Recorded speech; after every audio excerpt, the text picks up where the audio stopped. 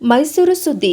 ಶ್ರೀರಂಗಪಟ್ಟಣ ವಿಧಾನಸಭಾ ಕ್ಷೇತ್ರದ ಶಾಸಕರು ಹಾಗೂ ಚೆಸ್ಕಾಂ ಅಧ್ಯಕ್ಷರಾದ ಎಬಿ ರಮೇಶ್ ಬಂಡಿ ಸಿದ್ದೇಗೌಡರ್ ಅವರಿಂದ ಬಹುಕೋಟಿ ವೆಚ್ಚದಲ್ಲಿ ವಿವಿಧ ಗ್ರಾಮಗಳ ಪಿಕಪ್ ನಾಲೆಗಳ ಅಭಿವೃದ್ಧಿಗೆ ಭೂಮಿ ಪೂಜೆ.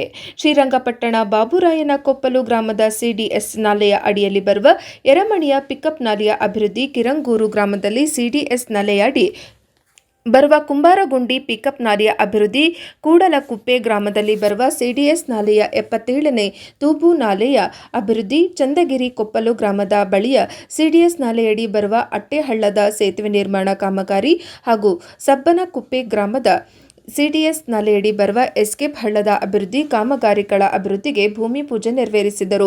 ಇದೇ ವೇಳೆ ಪಾಂಡವಪುರ ಎಇಇ ಶಿವಪ್ರಸಾದ್ ಹಾಗೂ ಚೆಸ್ಕಾಂ ಅಧಿಕಾರಿಗಳು, ಇಂಜಿನಿಯರ್ಗಳು ಮತ್ತು ಚುನಾಯಿತ ಹಾಲಿ ಮಾಜಿ ಸ್ಥಳೀಯ ಜನಪ್ರತಿನಿಧಿಗಳೊಂದಿಗೆ ಚರ್ಚೆ ನಡೆಸಿದ ಅವರು, ಗುಣಮಟ್ಟದ ಕಾಮಗಾರಿಯ ಜೊತೆಗೆ ಮತ್ತಷ್ಟು ಅಭಿವೃದ್ಧಿ ಕೆಲಸಗಳಿಗೆ ಚಾಲನೆ ನೀಡುವುದಾಗಿ ಭರವಸೆ ನೀಡಿದರು.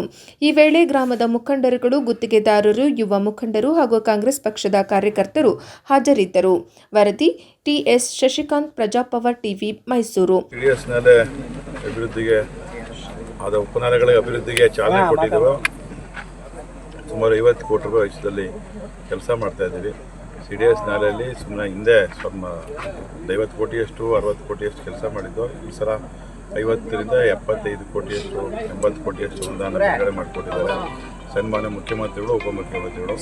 ಅದರ ಫಲವಾಗಿ ಇವತ್ತು ನಮ್ಮ ಏನು ಗ್ರಾಮೀಣ ಪ್ರದೇಶದಲ್ಲಿ ನೀರಿಂದ ಇದೇನು ಕಾಲುವೆಗಳಿಂದ, ಪಿಕಪ್ಗಳಿಂದ ಮತ್ತು ಈ ಒಡ್ಡುಗಳಿಂದ ಏನು ತೊಂದರೆ ಆಗ್ತಾಯಿದೆಯೋ ಅದೆಲ್ಲವನ್ನು ನವೀಕರಣ ಮಾಡಿ ಏನು ಒಂದು ಚನ್ನಗಿರಿ ಕೊಪ್ಪಲಲ್ಲಿ ಒಂದು ಸೇತುವೆ ಬೇಕಾಯಿತು, ಅಟ್ಟೆಹಳ್ಳ ಭಾಳ ವರ್ಷಗಳಿಂದ ನೆನಗುದಿಗೆ ಬಿದ್ದಿತ್ತು. ಇವತ್ತು ಅದೊಂದು 5 ಕೋಟಿ ವೆಚ್ಚದಲ್ಲಿ ಅದನ್ನು ಪ್ರಾರಂಭ ಮಾಡೋ ಜೊತೆಗೆ ಸುಮಾರು 50 ಕೋಟಿ ವೆಚ್ಚದಲ್ಲಿ ಇವತ್ತು ಕಾಮಗಾರಿಗೆ ಚಾಲನೆ ಕೊಟ್ಟಿದ್ವಿ.